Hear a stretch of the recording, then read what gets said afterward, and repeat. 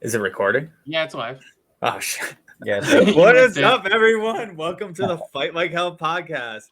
That was a mess up by Rob. For some reason, on the laptop I'm using, it's not showing me that we actually went live. So, welcome everyone to episode 31. This is actually a very special podcast that we're going to be doing. Today is Sunday, September 5th, 2021, in case you're listening to us in 2085. So, it's a Sunday. We're going to pre-record. And the reason why we're pre-recording and we kind of had a rush to get together podcast is because Austin was able to get with someone very special. And I'm actually going to let Austin introduce you. Yeah. So on here we got Erick, who is the owner and founder of both Coastline Canine and Rescue22Foundation, who we are doing the 22 challenge for. So how's it going, Erick? It's going good. How are you guys doing on the West Coast? Good. We're doing good. I mean, it's only 8:50 here compared to midnight over there. So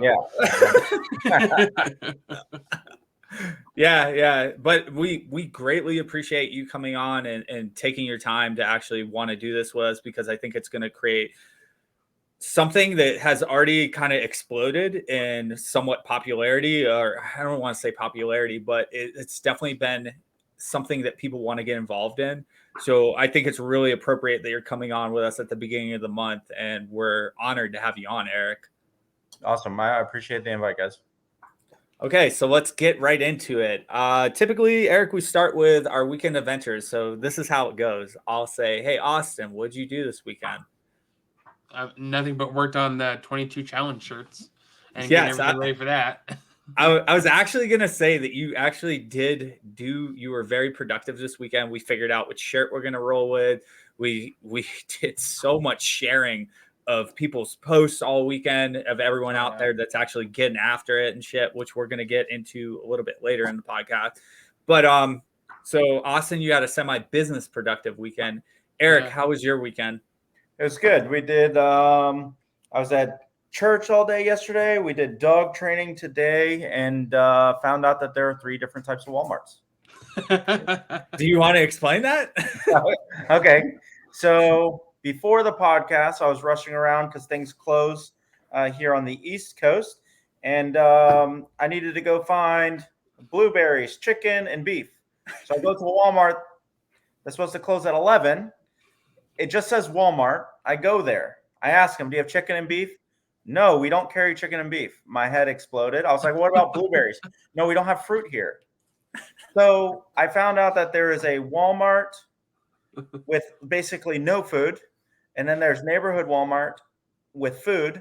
And then there's super Walmart that has food and baby shoes. Okay. Right? So I only thought 2 Walmarts existed, like Walmart and neighborhood Walmart.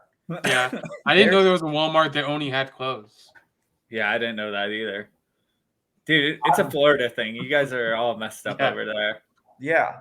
I learned something new today. And how long have you lived in Florida? For the past 6 years. But I thought that's not even a Florida thing. I don't know. Yeah. My wife's laughing at me, but she's the one that sent me to go look for the blueberries. So. And you came back empty-handed. Yes. I got a new cooler. Hey. Yeah, I had to get something. It's blue though. It's blue. So it counts. You got part of the blueberry by blue without the berry. Yep. Without the berry. Blue cooler. Hey, don't return back with a goose egg. You know what I mean? Yeah, you can't come back empty-handed. No. I know what you're doing tomorrow. Yeah. Getting blueberries. Or seeing if there's a 4th Walmart. Yeah, right. They have everything but beef, chicken, and blueberries. Exactly. Oh my God, dude. I might just go to Publix or Target or right. Someplace has it. At least have a better chance. Right. So, Publix, Winn-Dixie. I know about that Florida stuff out there. Yep. The gas station probably has blueberries. Right. Or like those little like side road things that you see like when you're on like 95 or 75. Truck. Right. Yeah. Like hardwood sign of blueberries. 100%. I don't know, but you might want to stay away from their beef and chicken though. Yeah, maybe. It's probably sourced. It's probably organic. Right. You know? Oh man. Google. I need a Google map. Pickup truck blueberries. Yeah, best ones. There we go. Okay, well, on to you, Rob. What did you do yesterday? This weekend became eventful. So I started off the morning with, you know what, I need to get into this and start this 22 challenge. So me and Allie just went out and knocked out like 5 miles or whatever, and it was nothing. Like it didn't bother me at all. And then I went to go see Steph, who I hadn't seen in a couple weeks, and it was really nice to see the girlfriend and see how she's doing and see the girls. And when I found out we were going to hang out that evening, I was like, well, what the fuck am I going to do with my night? So I came home and was like, I got nothing but time right now. Why can't I do the 22 challenge all in one day? Ranger up, as you'd probably say. So I threw on my vest and I started off with later. I started off with like a cotton t-shirt and I started running, and like immediately like I could feel the vest like chafing on my back, and I'm like, this is a terrible idea. What are you doing? And then I was idiotic enough to post on my stories, I think I'm just gonna knock it all out in one day. And then people started cheering for me and saying, like, yeah, go do it. And then a couple other people were like, no, you're an idiot. Like, you should probably break this down a little bit. Like, you haven't like done any type of training for this. Like, I'm like, nah, it'll be fine. It'll be fine. So I ended up doing it all in one night, and it was quite painful. I ended up doing 17 miles. Hey, there. Yeah. Yeah. That was a fake smile. I was in a lot of pain. That was 3 shirts later. I ended up like on one of my laps, because what I did was I set it up where I found a route that I could do that was just short of a mile. Yeah. And part of the route was downhill. Part of the route, like half the route, was uphill. And I had to repeat that process about like 18 or 19 times to get the 17 miles. So every time I would go uphill, I would just walk. I was like, this is stupid. Like, why are you doing this? You're not doing this for time. And then when I would get to flat surfaces, I would run. And then downhill, I would just book it like as fast as I could. And I was running them in my zero, what's it called? It's when you have like no sole at the bottom. I was using trail running shoes. So like I beat the hell out of the bottom of my feet. Like 5-toe shoes? No, not the 5-toe shoes. They're like Ultras Supremes, but they have a zero drop. That's what it's called. It's a zero drop. It's really good for like trail running. Not the best at all for asphalt. Yeah. So, now with the 22, is it weighted anything? Yeah, it's 22 pounds for 22 miles. Got it. Yeah. Because this guy's carrying a heavy freedom flag. Like, yeah. Oh yeah. So he tried doing it all in one day today. He tried doing 11 miles to the bar and 11 miles back. And he made it 11 miles too, and then could not make it 11 miles. He made it, I think, like 3 miles on the way back. And part of it was he's working on the 75 hard too. And yeah, we're both talking to him. Like I was talking to him on DMs through Save Our Six. Austin was talking to him. I was like, dude, save yourself. Like, you're going to be miserable the next day. And, like I have the luxury of being able to recover today. Right. Like rehydrate and everything like that. Got to start over again. Yeah, exactly.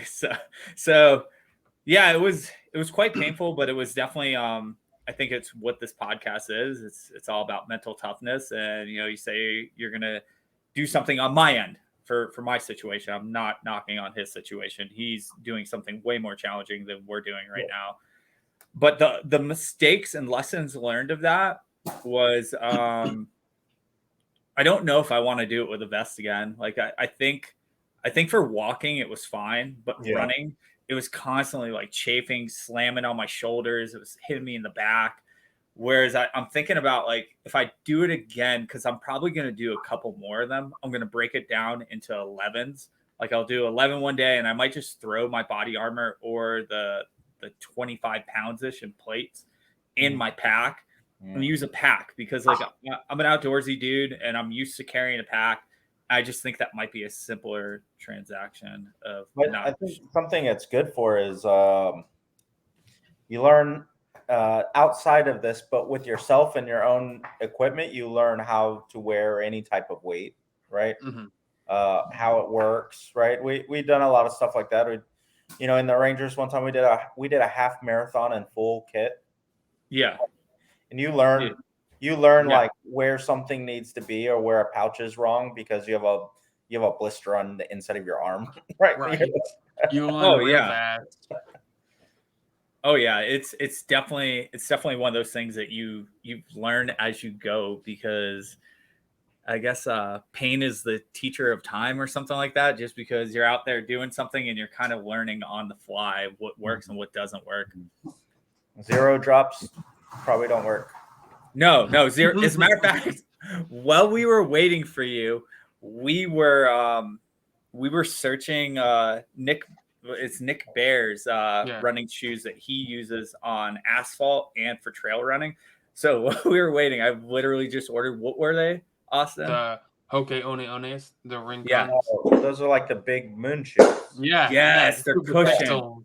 Yeah. Cushion, man. Like, that's what I need, man. Like, my feet, like, I'm surprised, like, my legs held up pretty well because I did a lot of things while I was intaking a ton of electrolytes, and I was literally dry scooping electrolytes, and I put a lot of sugar back into my body. I put a lot of potassium in my body, and then I rolled out last night and this morning, which I think was like the saving thing, is why my legs don't feel like jello today. But then again, tomorrow they might feel like it. You're definitely gonna look like a Spice Girl wearing those things. Like, those things are like platform. Yeah. I mean, but if professional runners wear them and are good, then why not? I feel like it's a type of shoe where you go bring them up, Austin. You go to select the menu of like what size you want, but you can never subtract. So it's like, I want a 1. No, I want a 3. No, I want a 7. No, I want a 1. Right? Like, and then you just end up with a shoe like this, and you're like, I should probably check out. Like, yeah. No, that's what I was telling Austin. Like, I need a new pair of running shoes, and I have a couple pairs of Nikes that are older, but they're insoled pretty good. Mm-hmm. I'm like, but they're old, and if I'm gonna do this more often, maybe I should get something better. And then I was listening to a lot of podcasts yesterday when I was out doing it, because I was out there for like 4.5 hours, and see, they're not that thick. They're only a little bit, They kind of do look a little bit ridiculous though from that angle, because the white exaggerates how those look like Heelys. Like the wheels that go in the bottom. What you need to do is add those. You can make it real fast. Yeah, Heelys. They got the little the wheel in the back. That's do they even make those anymore? Yes. I saw some kid at Walmart, a real Walmart today, Walmart. 22 miles in the Heelys. There you go. Downhill. Dude, I'm a hockey player, so like the entire time I was running, I'm like, why am I doing this? Why don't I just go get my rollerblades and knock this out like so much quicker? This is so stupid. Right. Let me get a 1 wheel. Right. Where's my unicycle when I need it? I mean, you can technically bike, run. At a certain point, I was like thinking, like, when I was probably like, I don't know, 17 miles into the day. Yeah. I was like, what if I just like drove and like, did my fist really fast? Would it calculate? Like, can you Uber? Like, yeah. What you need to do is get your skates on and do the whole hold the bumper deal. Right. Yeah. But keep one arm free. One arm free. That's ridiculous. Yeah. So horseback when you need it. Right. Yeah. But I don't know if I'm going to do the 22 in a row again. However, one of the things that I was thinking about while I was out there, and I even talked to Austin about, I think I want to, within the next year, I think I want to train for an ultra and actually attempt like a 50K within the next year, and then like work my way up, because I think it'd be badass to knock out. I've done one full marathon. I hated it, but I think it would be cool to do an ultra 100-mile, within the next like 3 or 4 years. Yeah, I know a ranger who that's all he does now is like hundreds. Yeah. Yeah. That's crazy. Like but it's also the interesting thing about that is topography, I think, plays into the fact that like you're out in nature, so it's a combination of running and hiking. Right. So it's almost like I don't know, like I got bored as hell. I literally lapped this neighborhood 19 times. I had people waving to me and shit. Like when I passed by, they're like, "Are you training for something?" I'm like, "Yeah, something like that." Like, no, I have dementia. Like, I don't, Where am I? I'm just lost. yeah. Trying to figure out where I'm going. What is it, like Yeah. 100 first dates or something? You just keep 50 first dates. refresh your memory. Yeah, I should wake up every morning. That would suck. I feel like if you're doing 100 Ks, like I would just be like, you know what? If you're like good at 100 Ks, I'm like, I'm just gonna run the Appalachian. Like, Right. at that point, I'm gonna shoot for the Appalachian Trail. You know, like. Yeah, I mean, there's people who have like the fastest guy that did it in like 60 days. Yeah. Was he That's wearing his insane. shoes though? right. Was The he? moon did it shoes. barefoot. The moon He did it shoes. barefoot. Jeez. Oh God. All right. Well, I mean, that kind of wraps up weekend events. I think though we should get into some other stuff. First off, Eric, before we get too deep in this podcast, can you give us your @ for Instagram or where people can find you? Yeah, so for the primary purpose of this podcast and listening, it's a whole foundation effort. So at Rescue22Foundation. And then my personal company is at coastline_K9. So coastline like the beach, you know what I mean? Coastline_K9. So, Okay. but for the purpose of this, at Rescue22Foundation. No, we'll make sure, like when we put up our posts and stuff, we'll make sure to include that one too. That way we can send some followers over to both pages. Cool. Austin, do you want to take the next show note and kind of explain the reason why we're having this impromptu podcast?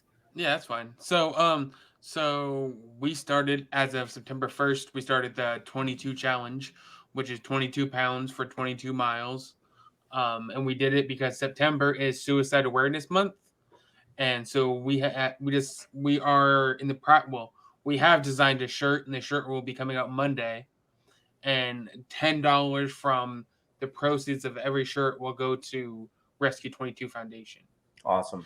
So that's why we have Erick on here to discuss a little bit about him and the foundation.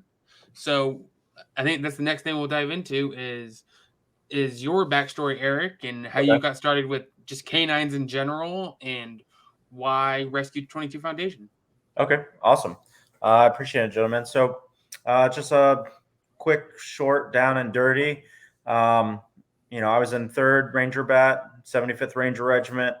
I spent my time there, right out of high school, and got selected to that unit. Spent 5 combat tours with that unit, and then separated from the military from that unit. So stayed there my entire time. Did 6 years there and then 5 tours, and you get burnt out after going and deploying, every year with that type of operation tempo that we had in the height of the war. So the last 2 deployments, I got the opportunity to try out to the K9 program inside the 75th Ranger Regiment, which is really small. And at the time, it was not very well known at all.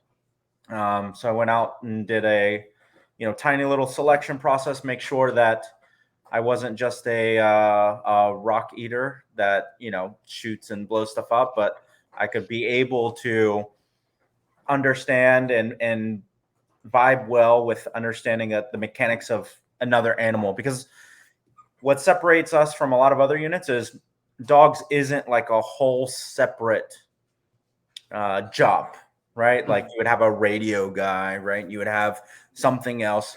Well, the dog is just a addition to, right, your assaulting skill set. So all the same shooting, moving, assault task that you have, now you just have to have the wherewithal, be good at that job, and then be able to apply, communicate, and use this animal right, in a special operations capacity on target. So you have to wear two hats. So it's not a separate job like you would see some other branches of the military, right? If you go into the Navy, the Air Force, and even Army MPs, right? They have a separate, dedicated. They just did like they enlist, and then they're a dog person. But usually in that capacity, they're not doing what we're doing. It's like a kind of like a police capacity or just a detection capacity. And so with the Rangers, you usually have assaulters and infantry guys, and then they go to a special operations dog school. So my last two tours in Afghanistan, I was a canine handler inside the 75th Ranger Regiment. And yeah, then essentially once I did those, got out, I started out as a civilian, not really knowing what to do, started working with dogs, started learning the pet side, the police side, which is completely different, right, from the mill side, and especially this special operations capacity. I mentored under a great company and owner, Jeff at Cobra Canine, and I didn't know it, but he had the contract for the Navy SEAL dog program. So for those canine programs. So by the grace of God, I got hired as a special operations, right, the Navy SEAL canine trainer for about a year or so. So I was able to wear the hat of being a special operations canine handler, transition out of the military, and right away, special operations canine trainer for the SEAL teams. And then I went out after that and then kind of started Coastline Canine. So fast forward, being the dog guy and inside the teams, inside the units, a lot of people knew that, right, what I did was dogs and canines. So I had a lot of guys throughout the years transition, get out, and go, hey, because you know about dogs, what do you know about service dogs? Like, how is that something that would benefit me? Do you know how you would go about getting it? Do I talk to the VA? Do I do this organization? X, Y, and Z. And so for a few years, while I was starting up Coastline Canine, I didn't have the answer, right? Unfortunately, but it is what it is. Right. I didn't have that answer, that piece of the pie. And so, unfortunately, at that phase, all I could do was basically, hey, here's a hotline, here's a organization, right? I would just send people to somewhere else because I didn't have an answer. Well, a handful of guys I found out through the years, they ended up taking their lives, right? And so naturally I was like, well, if people are coming to me and I'm a dog trainer, I'm a dog handler, and people are just are just going, oh, 4 legs? Do you know 4 legs better than I do? Can you help me? Then I decided no longer should I kick the can down the road and like, hey, here's a 1-800 number, or here's this, or I think this might work. Then I made a decision. Like the buck stops with me. Like if somebody's coming to me, out of any dude, right, out of any guy, like I should probably have that answer, and I should probably have it at the drop of a hat, like on speed dial. I should have a solution as opposed to kicking the can down the road. So then that's where the idea of service dogs for veterans was birthed, right? And I had this idea with Angela, who's one of our co-founders, and she had ran nonprofit side in the civilian sector for Malinois before. And so she reached out to me initially before R22 was born for me to go evaluate some dogs for Malinois rescues in the state of Florida. And so I drove, evaluated some Malinois. Yes, this is good. No, this is bad. X, Y, and Z. We got to chit-chatting, and it's like, hey, I have this goal, this ambitious goal to start a charity or foundation. But like most people, most veterans, I didn't know what that looked like. I just had like the brainchild of an idea, right? And a good idea fairy. But she's like, oh, this is what I've been doing. This is my wheelhouse. Right? She's like, I know how to fundraise. I know how to set up charities, right? X, Y, and Z. And so we came together And then we decided to bring on my buddy John Devine, who's a former Navy SEAL and owns a company called Divine Canines out in LA. And so probably the first time you ever seen an Army Ranger and a Navy SEAL like work cohesively together. Get along. Yeah. Without any ego, right? And it works seamlessly. So we kind of came together, formed that, and from both sides, East Coast and West Coast, we wanted to come and see this to fruition.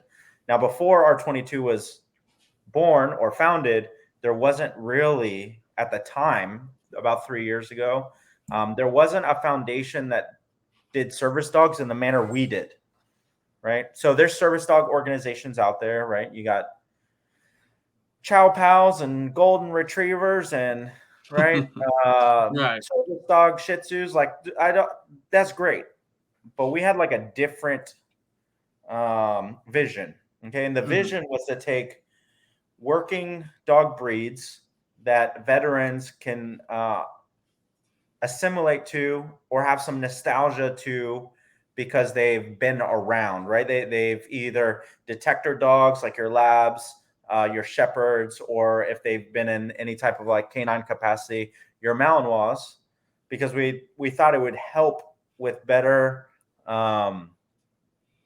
kind of keeping the bravado and keeping the nostalgia of a veteran, as opposed to like, hey, here's your Pomsky, right? Right? Like, do better, right? And so we wanted Here's a Chihuahua for you to be a service dog. Of course, right? Or here's this mutt, right? Or whatever. Now, I'm not downplaying that because that works for certain people. It's just our model and what we wanted to do was, working dog breeds that a veteran was like, I can relate to that, right? Like I got that piece, right? And so that's important also too with the handling, because most people have at least seen, veterans have seen them be handled, right? They can at least associate with if they haven't already handled. So what we ended up doing is we started taking your working dog breeds that also needed rehomed, right? Because there's a lot of situations and guys move, people are still in the military, they PCS, they change stations, they can't bring their dog with them, or they get a dog and they think it's going to be one thing, but for whatever reason, life happens and they can't keep it, they can't train it. It's too much dog, everything under the sun, right? We take those dogs that are stable, they can do tasks, they're still young, they're healthy. We take those dogs, right? So essentially we kind of rescue them, right? We just get them into a more permanent skill-based solution. And then we pair them up with a veteran, right? So our motto is save two at a time, right? So basically we take that dog, we put them in a working capacity, and then we pair it with a veteran, right? So that dog is looking for a veteran and that veteran's looking for a dog. We form a team, boom. And then we support them. So that's how the foundation was started. And before then, there wasn't really an organization that not only did that, right, kind of working dog breeds for veterans, but also did it at zero cost to the veteran. That's a huge one. So up until that time, most places were, hey, if you fundraise and come with said charity with a check, then we will facilitate you and your service dog. Right? Well, most veterans are not professional fundraisers, right? Outside of Girl Scout cookies, right? Like outside of nom noms, like, you know what I mean? Need like, plenty of those. Most veterans aren't like, and they're also not the ones that are like, hey, I need charity. That's also a big one too. So you go take these places, I think they were not associating that you take a veteran who, one, has the capacity and need for a service dog in the first place, whether that's physical or mental. Then tell them to overcome their adversity and then go figure out, right, how to fundraise for their solution. That's a lot of baggage. Yeah, that's a ton of stuff for the veteran to go through. There was shit tons of loops that I had to go through to get Allie all taken care of, and a lot of it I had to figure out on my own, and it was scary and it was hard, and And I finally got like a sponsorship out there in Alaska that helped me out. But for the longest time, like I thought I was going to have to dish out like 10 grand or figure out a way to like get 10 grand. Because yeah. So like, and now you just added another fiscal, right? Like another fiscal cloud over your head, and like, well, how do I figure this out? You probably almost feel better. Like, well, I don't even want that cloud, right? Like, that just makes things worse. I'm almost in a better position, not asking for anything, right? Because then I don't have to go figure out that piece. So that was really daunting, and we recognize that. So we were one of the first foundations that created a zero tolerance policy in the sense of we will not ask or require the veteran that's receiving a service dog a penny, right? Anyone that is able-bodied, willing, able, then we should rally the community around said veteran, and we should figure out how to support the veteran. So the veteran just has to start compartmentalizing, like, okay, what does life look like in this transition, as opposed to needing to figure out all the other questions themselves, right? And which is unfortunate, because that's majority of a lot of charities do that, unfortunately. So that was like our zero tolerance policy, and that's what changed our outlook and our approach on things. Is we do all the heavy lifting. The veteran basically gets to just enjoy the process. So I have a question with that. So for like the example of our fundraiser, and for anyone that's actually listening to this, of course, dogs are barking right now. I'm actually at my friend's house for the next couple of weeks, so my like setup is completely different. My dog's here with 2 other dogs, but so the fundraiser that we're getting ready to do, where we're selling these shirts, those proceeds would potentially go towards helping other veterans like get paired with their dogs, essentially. 100%. So another really important statistic with the foundation is that for the 3rd year in a row, we have a seal of transparency, right? And we received this year, we received the platinum seal of transparency, which is only accredited to a charity that basically they go through tooth and nail, fine comb through the financials, all of the logistics and what's going on, and make sure that it is 100% transparent and public. Okay. On top of that, our percentage ratio of donations and proceeds that go directly to supporting said veteran is 97 cents to the dollar. So that literally 97, if a dollar donation was made, 97 cents of it, which is really, if you guys do some statistical digging, that's almost unprecedented, right, in the nonprofit arena. So 97 cents goes directly to supporting that veteran and the dog, and the 3 cents is set aside for logistical costs, like, yeah, it takes stamps to like send paperwork, right? Like, right, attorney has to sign off on, notary, X, Y, and Z. So that's one interesting aspect. We don't have salaries. We don't have any of that. Pretty much, 97 cents to a dollar, you can't get any more transparent than that, goes to supporting that veteran and that service dog, right? That team.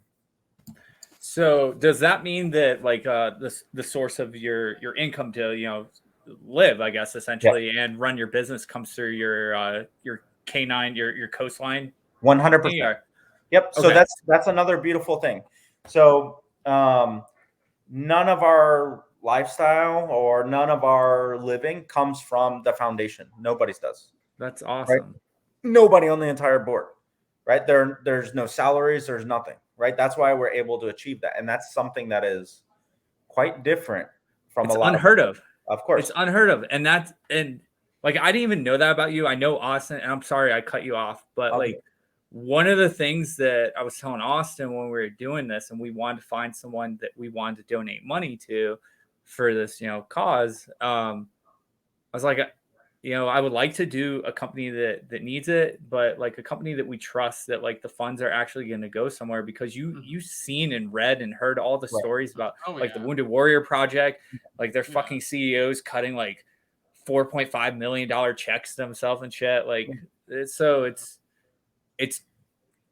a fresh of breath of air to like hear that. And like I wanted to make sure that like our listeners get to hear that too, that like the donations that you guys are making towards these shirts, you're getting a kick-ass shirt, you're doing a really cool fucking challenge, but the most important thing about this is Austin and I don't give a shit about making money on this. We have a set goal on what we're trying to raise, and we want to be able to give that to you guys. And the fact that it's going like freaking 97% of it is going to your company to help pair vets who are potentially suicidal and need this. Like that's a big deal, Eric, man. Sorry, man. Like I just No, you're good. And to kind of further touch on that, the reason why we're able to do that is the co-founders and the board members, they have their own companies. So here's the cool part is that not only are we training service dog, but we know how to, because we run successful companies separate, right? So we have Coastline Canine.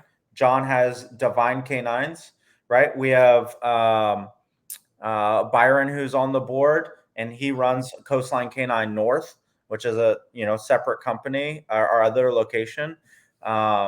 We have Will, who runs Ridgeside Canine, North Carolina, right? And so you have Ranger, Navy SEAL, MARSOC veteran, right? And so the board is primary, and then we have another guy on the board who's he's a trainer for Coastline Canine. His name is Brett. So you have a Marine Recon, you have Marine MARSOC, you have Navy SEAL, and you have 2 Army Rangers sitting on this board, right? And so how do you all get along? We do. I don't know, because we out of do. the service. Yeah. So we have an entire, a special operations board, but what with that comes is like obviously understanding adversity and no quit, right? As cheesy as it is, right? Yeah. Every single person on the board pretty much has gone through a special operations selection, right? And been selected. So that's why we get along, is because there's not an ego. We understand like, hey, that's what allows us to have a commonality. And then we have a common goal, right? In all of these different services, right? Marine Corps, Navy, Army. So we come from diverse backgrounds enough to be able to go, hey, you slice this piece of the pie, this piece of the pie, this piece of the pie, and so forth. And so it makes a pretty efficient team, right? Yeah. And so in doing that, that's just who's behind this initiative and this mission. And that's kind of almost the validity and why we have so much conviction, is because each of us all seen what that's looking like with our own different team members, different units and stuff like that. And so we're all coming together to create a solution. Mm-hmm. Yeah, and then another thing I want to bring up is you mentioned Byron, and he was, if correct me if I'm wrong, but he was your first dog that you gave for your Rescue22 Foundation, right? Yeah, absolutely. For the foundation wise, and so if you ever heard his story, right, he's gone on a few different podcasts, and now he's one of the owners of our location, and he's one of our other trainers. And so it was really interesting is before the foundation was created, or as it was being created through me, Angela, and John, Byron was a ranger that served in my unit, right before me. And so we knew of each other, but that was the first call that came through that was, hey, I know you train dogs, right? The VA says that I need to get a service dog. Otherwise, they're going to take away my disability. Right. And so that was like the phone call. And so he was actually working night shift at a hospital. And so basically the VA did a urinalysis on him, and they realized he wasn't taking his meds. Right. And so they said, well, if you're not taking the prescription meds, then we're going to cut your disability. Well, then he's like, I can't take my meds because I work in a hospital. I work in the ER. right? I can't take prescription medication, right? It's job description wise. And so they basically were like, well, if you don't want to take prescription medication, you have to get a service dog, right? Those are your two options. Otherwise, your disability percentage is going away, right? It's going to get up for reevaluation. Because naturally, if they're like, you don't need your meds, then why do you need disability, right? They're going to reevaluate, open your case back up. So anyway, so he called me and was like, hey, I checked out service dogs, right? I can't afford 35 grand. He's like, I went to a place and they said, we'll give you a service dog when you come back with a check, basically, right? And he's just giving me like the bullet points. Right. Obviously, they were probably a lot nicer and like, but these are the bullet points. Yeah. We can't do anything if we don't have the money, right? They're like, if you have the money, great, we can get started. And so naturally he was like, do you have any other alternatives? Like, do you know how this works? And so that was really cool because literally within 24 hours of that phone call, we had gotten cleared on the 501(c) charity stamp, right? Which had taken a few months implementation for the charity, right? Anybody knows that's the official tax exempt stamp that a nonprofit needs to have. A nonprofit is only a nonprofit if it is a 501(c), right? Certified entity. So coming full circle on how I told you guys, like I'd gotten phone calls and I didn't really have an answer. Well, Byron was literally, he called me within 24 hours of getting our cleared hot. You guys are an official recognized nonprofit, the Rescue22 Foundation. So I told him, I was like, dude, you called the right person because I have the answer. Finally. Boom. Right. This foundation, we just got cleared. I have a service dog for you because I was already working on a dog, right, in the process. And so literally it was like, awesome. What are the logistics? We're like, you don't have to worry about a single thing. Everything's already covered. Then it was just coordinating transition, pickup, right? Here's the dog, the training, the handler training, the integration, right? And then, so he was the first one to receive a Rescue22 Foundation dog named Jaeger. Awesome. And so that segued into him having to learn how to incorporate, right, this working dog breed. Well, how do I navigate work? How do I navigate college? How do I take care of this thing, right? So it's interesting, and without putting all of it out there, he was in a low spot, right? Like at the time, when he needed a service dog, he only owned a lawn chair in his apartment. Right? A lawn chair, and that was his couch, right? That was all he had. So, and he was doing college full time so that he can get BAH to pay for his apartment. Right. And then he was working at the hospital to keep up his medical credentials. So he was in that spot, right? He was in the rock and a hard place. Like he would have zero next to his name if he didn't have a lawn chair. Right. And some people can't conceptualize that. So that's the only reason I bring it up, not really to bring up that, but it gets like that. So some people's point of reference. It's good to have a point of reference of a real life situation, right? And how this impacted. So then he gets a R22 dog named Jaeger. He has to learn all these handling skills, how the dog got trained, right? How to be able to handle, give him commands, obedience routines, all this stuff, right? It's different than just being a bachelor by yourself. What allowed him to gain some accountability. He made some decisions. Well, fast forward, he quit the hospital to pursue how to train dogs. So he dropped out of college, right? He dropped out of college and quit his hospital job to learn how to train dogs.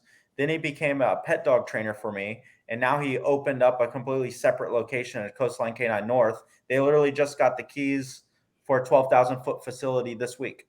And I saw you remodeling it. He's been training over the last few years. So that R22 dog brought him from a lawn chair to owning and operating a company, with like 8 employees. Oh yeah, that's incredible. because I was gonna say like that work environment, like so I do IT, and it's pretty easy for me to bring Allie places. Like it's not too hard, and I usually have my own office space that I can keep her at, and she'll go with me places, and people don't mess with her. When I did IT in Alaska, I used to work at a hospital, and this was before she was certified and actually could go with me. She was still like this big. She was like a little puppy. And one of the things that we'd have was we'd have service dogs that came in for the patients to like actually, yeah, exactly.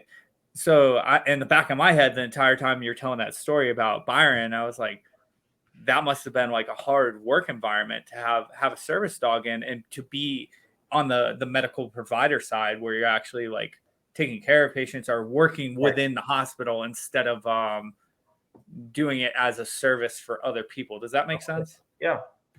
So that's an incredible transition, and yeah, like, and I think you painted the story well too, because like there's a lot of veterans out there that, you know, your worst reality is your worst reality.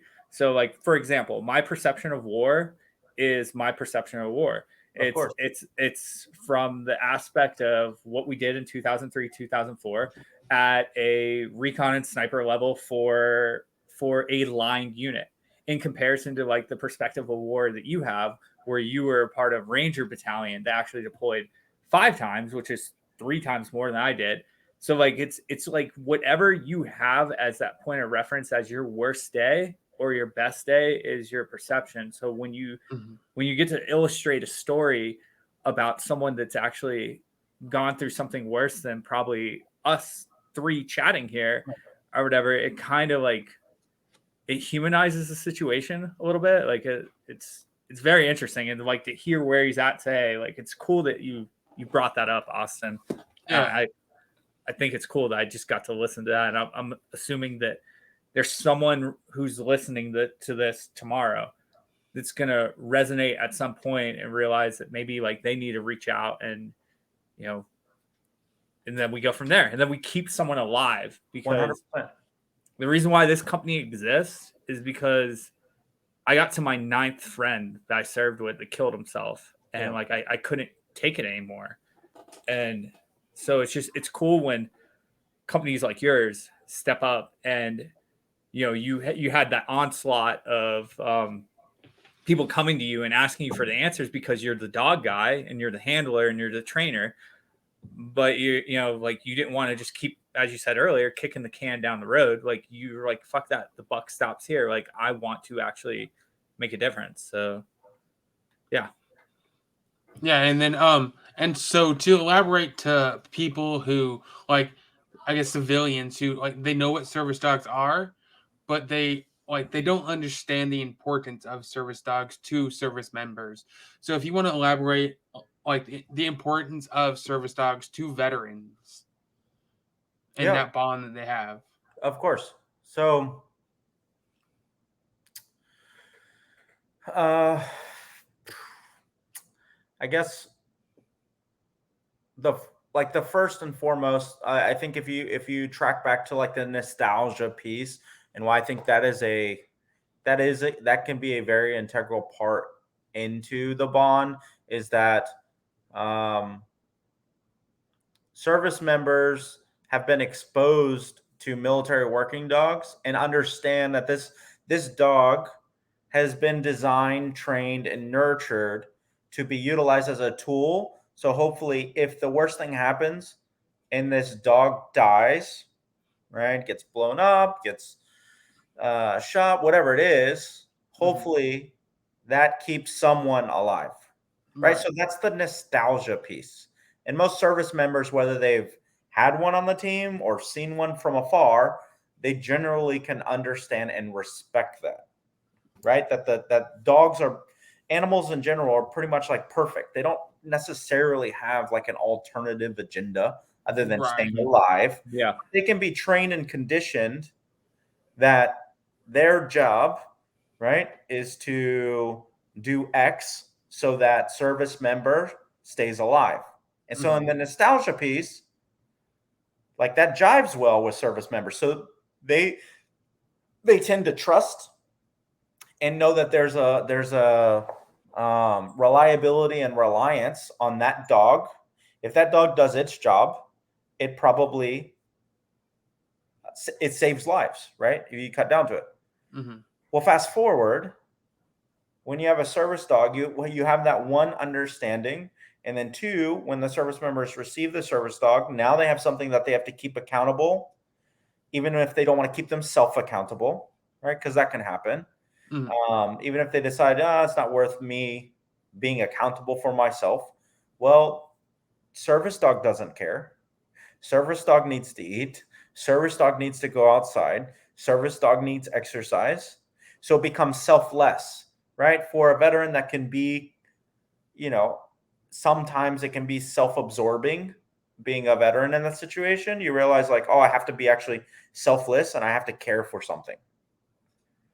Well, that caring for something stimulates their brain, right? Keeps them on track, gives them purpose, right? So then you just have that piece. The next piece is that service dog, whether it's in a mental capacity or a physical capacity, is trained to do X, Y, and Z task that's catered to the veteran, right? That could be anywhere from anxiety interruption all the way to I don't have a hand and I can use the dog's mouth to go pick up an object and grab my keys if I drop them, right? Or if I fall because I am an amputee and my mechanical leg gives out or whatever happens, then I can hold on to the dog and stand back up, right?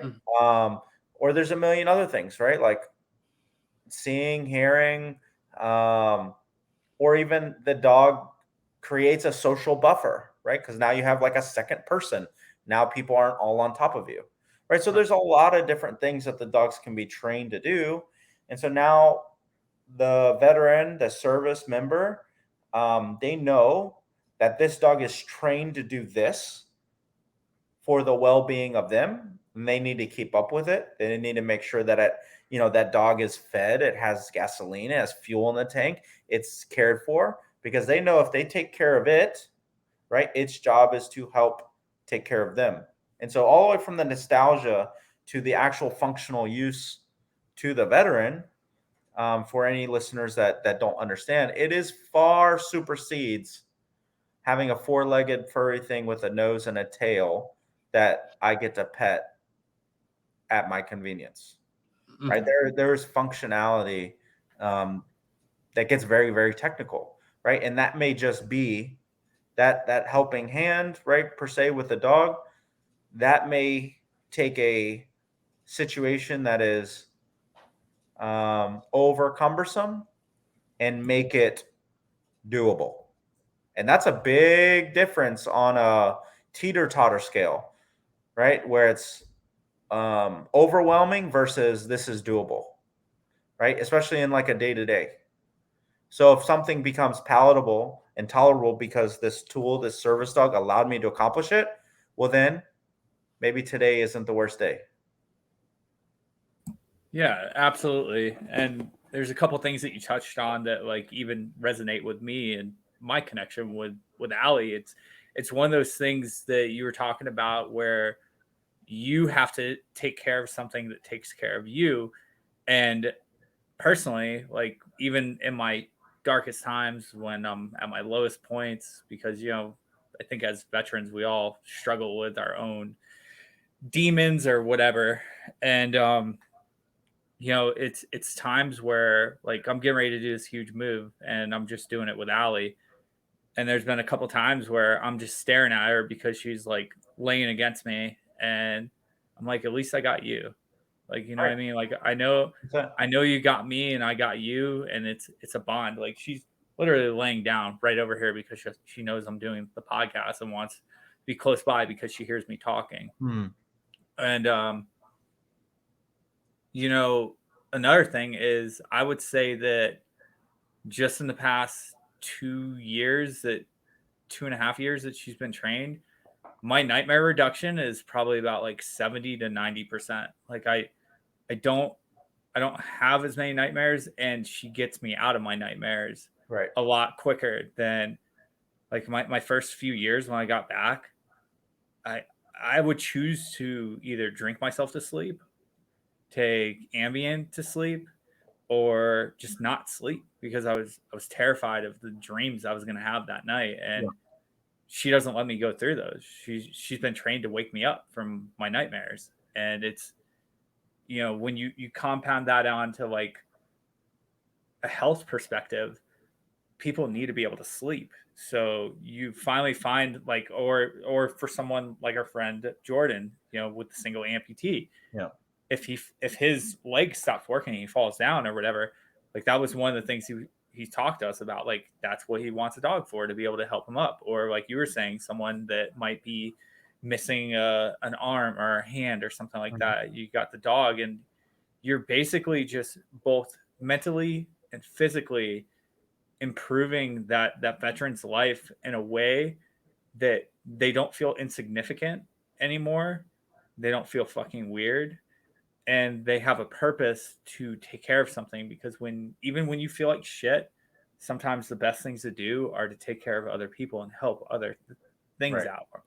So just you ever hear like, I seen like a documentary of like a Vietnam POW, and I can't remember the exact details, but basically the documentary was like the Vietnam veteran stayed alive as a prisoner of war, held captive in Vietnam because he decided that he wanted to take care and grow a plant. So his mission, right, every day was, I need to like feed and water, and he would talk to the plant, and essentially the plant, it grew like into a tree, right? And the documentary was like the tree is still there, and just having the purpose of like, I've got to water this thing, like I can talk to it, I've got to like fertilize it, right? And he was just a POW, but he's like, that plant kept me alive as a prisoner of war in Vietnam because he was like nurturing and growing up a plant. Yeah, and it's having something that's bigger than yourself. Yeah, absolutely. So do we want to go on to the next topic, Rob?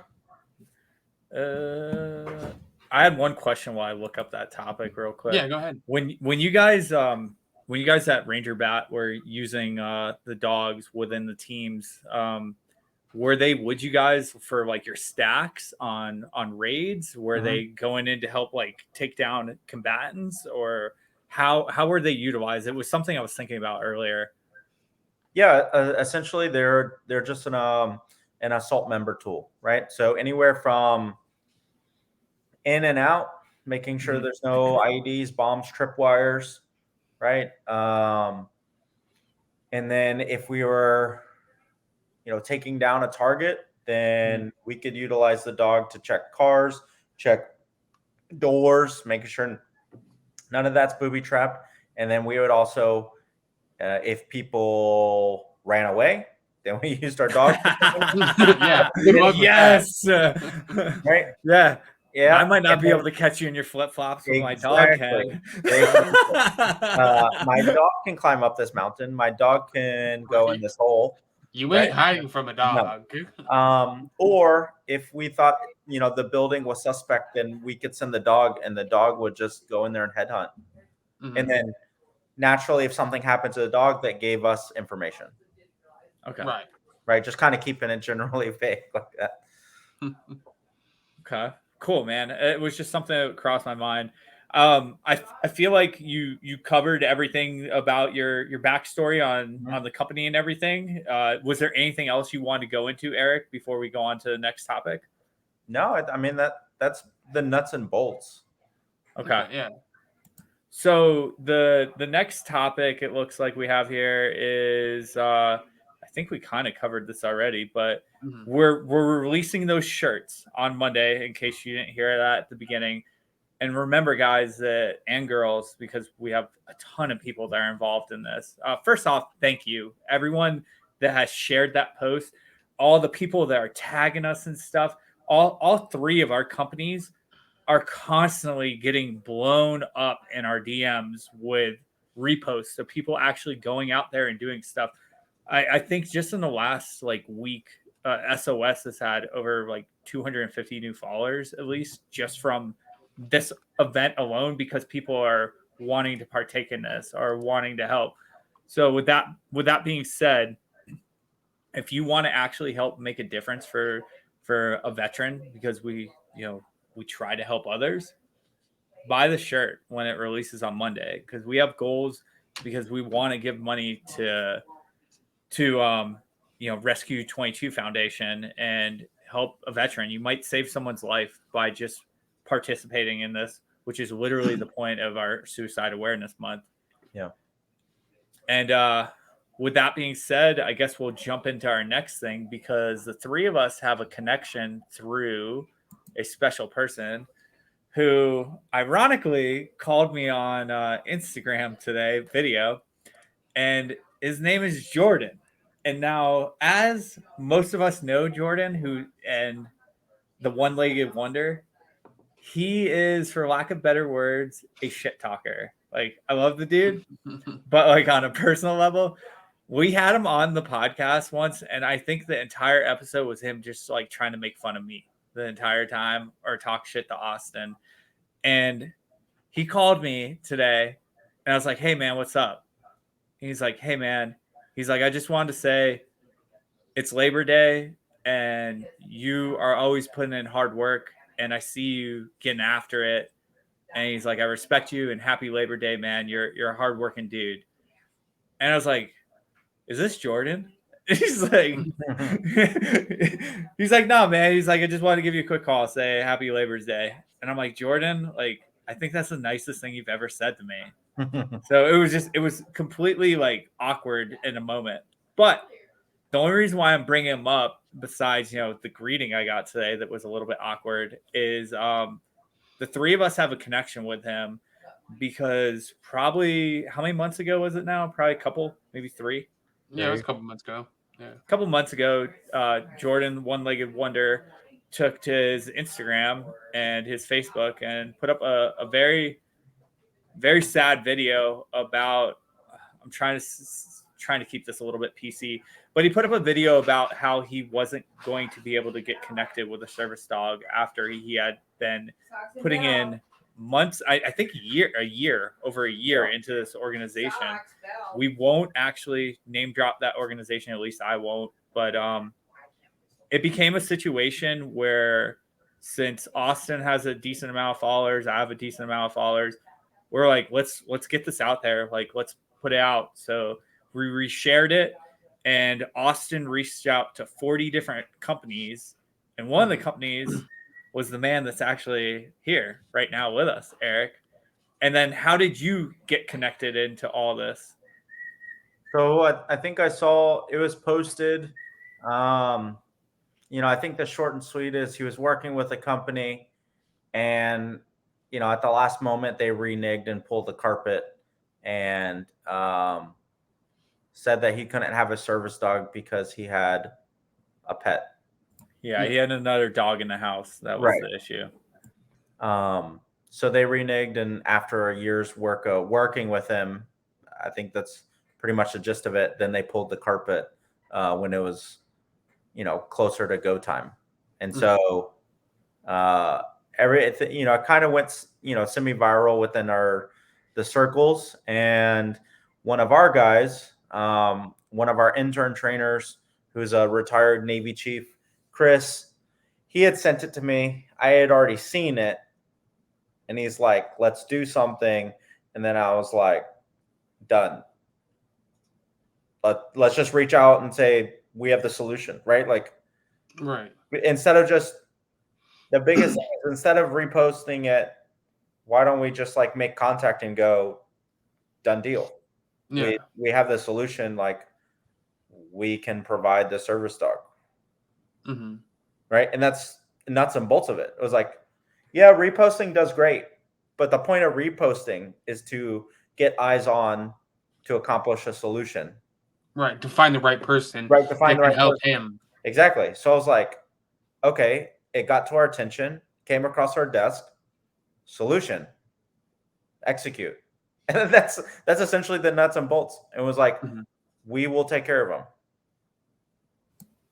Yeah, and that was a pretty relieving moment. I mean, it was over, like, I think it was figured out within 24 hours of the post, because I remember being on the phone with him, and I was walking Allie, and he's like, I finally got connected, because there was a couple other companies that were trying to get involved, but some of them were going to have him like pay in. Going back to the stuff that you were saying earlier. Oh yeah, I got a service dog for you, but it's going to cost you about like $13,000. It's going to cost you like $20,000. Or like there was one company that I'm not going to go down this. There was a couple other like people did want to help, but you guys, what you said earlier, executed. Like you guys are like, you know what, we're just going to take this and make this work. So we've all been connected through Jordan, like pre this podcast and pre this event. So I just think it's cool that, you know, that's someone in our circle that we're really close to, and is going to eventually have his service dog, and you know, it's gonna better his life, and it's gonna better his family life. It's gonna better his mental health, his physical health. So it's incredible stuff, Eric. Yeah, definitely. We definitely appreciate everything. So I think that's everything that we wanted to cover, though. Yeah. I think the next thing we're gonna get into is just the would you rather questions. If there's not anything else you want to cover, Eric. No, that's good. So you look like you're half asleep over there. So yeah, really? It's getting late out there. I'm part Asian. You guys are dagging on me. That's. I mean, it's only 1 a.m. over there. Yeah. I mean, it's not like it's late. I got to get up in a few hours. Oh, all right. Well, You're good. We'll get into this. You're good. Take a Ranger nap, man. You'll be fine. Ranger up, dude. Yeah, 10 minutes. That's all you got. So, anyways, this is the last segment of the podcast where we get into answer to. Did he already pass that? Oh, I couldn't see you guys because I'm like I'm talking. Don't say stuff like that, because I'm on a tiny laptop. I usually have like 3 monitors. Right. And like when you're like he's out, I'm like, oh shit, did he leave the podcast? Like you actually fell asleep. No. All right. Let me get back into these. So this is the section for anyone that's never listened to our podcast before. It's called ATI. It's Answer to Internet. It's internet questions that we find. They're would you rather. If you listen to a different episode besides this one, you'll hear some pretty gross test stuff. This is usually the part where I tell my parents, tune out, don't listen to this part. However, we decided to make one that's a little bit more friendly and appropriate, since professional was what we were going with. So I'm going to start off with, would you rather have a photographic memory or an IQ of 200? You go first, Eric.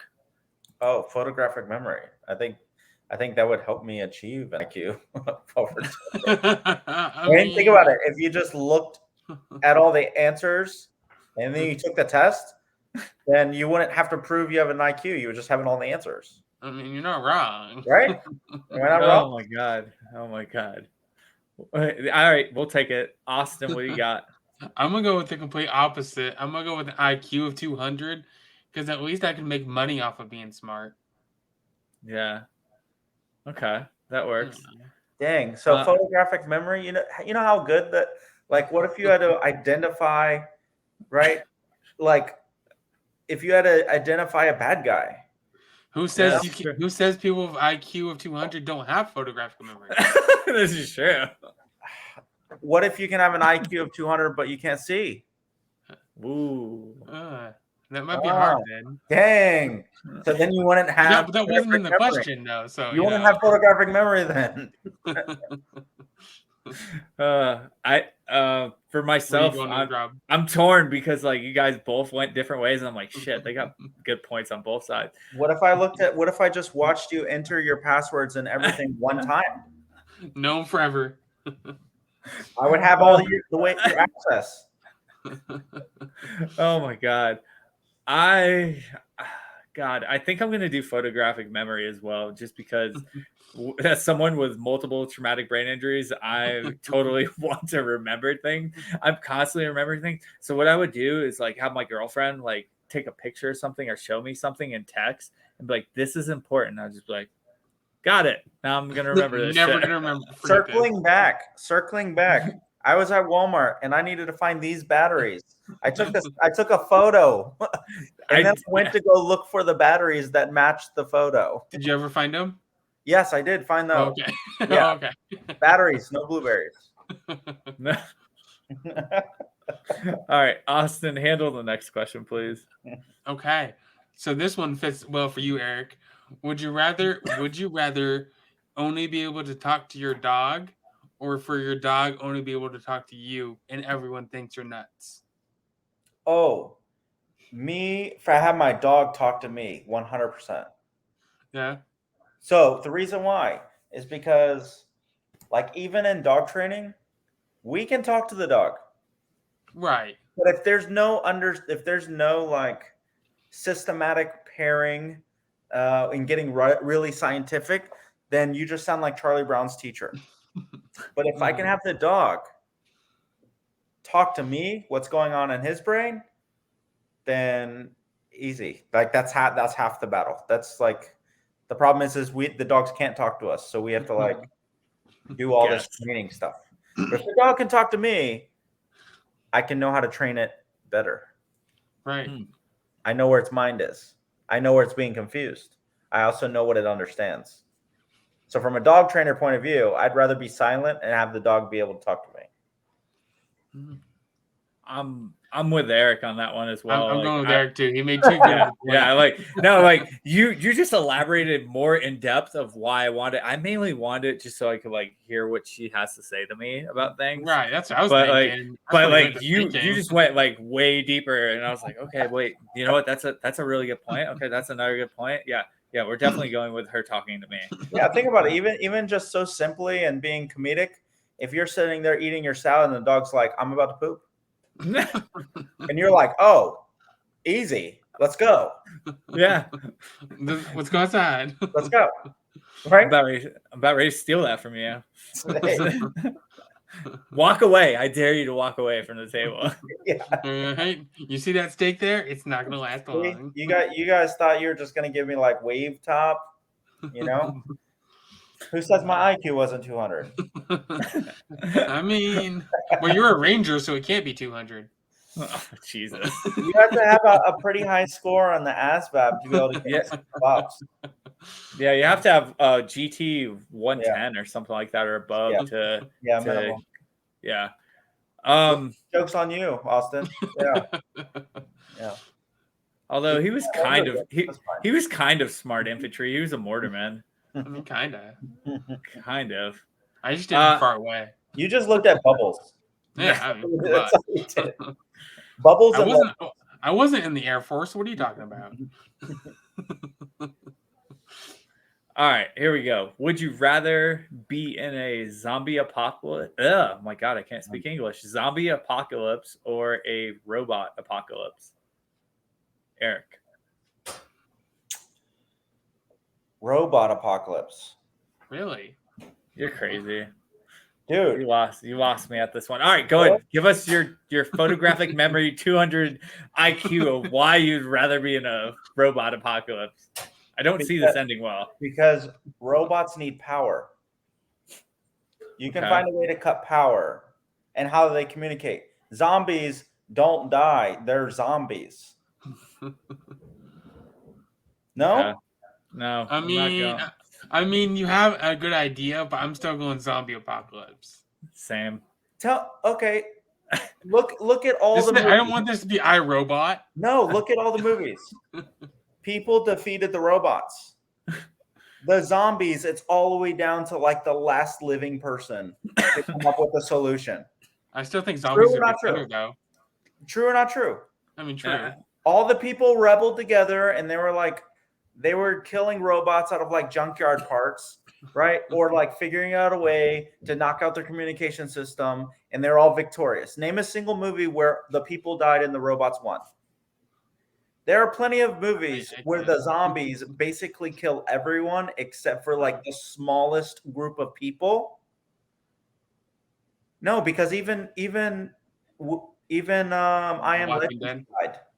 I Am Yeah. Legend died. So look, right? So zombies, they kill everybody. Robots, people figure out where their weakness is and they win. I'm still going zombies. All right, sounds good. You can have it. I'm going zombies too. All right. Like, No problem. next question. No problem. Would you rather give up your cell phone for a month or bathing for a month? Oh, bathing. I've done that. Yeah. Right? Yeah. Especially nowadays. Bathing. I did a month and a half without a shower when we were like in Missoula, like 2003. Yeah. It was. At a certain point, like you lose your smell. Like you 100%. just don't realize that you're rank. Like it doesn't matter. 100%. Like you just lose. It becomes normal until somebody who's clean is like, wow, right? You really stink. Yeah. So without a phone, then we would never be able to repost the new shirt drop that's coming. Exactly. I was thinking the same thing. I was like, how am I going to run my business? Exactly. Right? Yeah, my whole business is run off my phone. So you can't smell me on this podcast, but I'm still surprised smell-o-vision doesn't exist. Like you would think it'd be a thing by now. I'm glad it's not. So what you guys don't really know is Erick's actually doing the 30-day challenge as well. He's just not showering for the month of September. You see this beard? That happened. I thought you grew that overnight. In between Walmart runs. Yeah. Which one? All three. No. There's a fourth one you don't know about yet. Hey, learn something new every day. I was today years old when I found out there was 3 types of Walmarts. Today years old. Yeah. And there's probably 2 different kinds of Targets too. I mean, you go to the wrong one tomorrow. Exactly.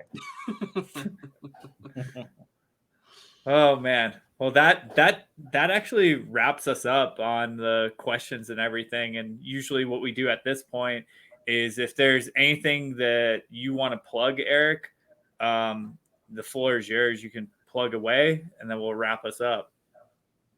If you want to go to some of the trainers that train for Rescue22 Foundation, right? So you have Coastline_K9. You have Divine, DEVINE, K9, and then end with an S, Divine K9s. And then you have Ridgeside K9 NC, right? So it's my location. And these are the 3 main satellites for the Rescue22 Foundation and the trainers that train the service dogs for the veterans, all being Special Op veterans themselves. West Coast Divine Canines. And then you have Will at Ridgeside K9 as well. Okay. Awesome. Thank you for plugging those. Thank you for coming on with us. We'll end up wrapping up here and just stick around for 1 sec. We'll end up getting a picture of all of us and we'll close it out. But I'm not going to do anything about necessarily talking about our podcast. But what I am going to ask the listeners is please go follow those accounts that we just mentioned. And if you want to try to make a difference this month in September, at minimum, get out there and try the 22 challenge. You don't have to have a vest. Someone asked me about that today. You can do 22 pounds in a backpack and get out and walk around with that. You can walk it, you can run it, you can bike it, whatever you got to do. And you don't have to do it all in one sitting. Don't be an idiot like me. Just get out there and break it down. Like there's one of the coolest things that we forgot to mention, the fire departments that are doing this shit. Yeah. Oh my God, dude. Yeah. They're in full bunker gear doing this crap. Oh, so shout out those guys. Wow. But that kind of wraps up our episode. Austin, did you have anything that you want to plug before I close us? Nope. I think that's it. I just want to thank you again, Eric, for coming on and hanging out with us and sharing your story. No, thanks for the invite, guys. Okay. All right. Well, this was Fight Like Hell, episode 31. We love you guys. Peace.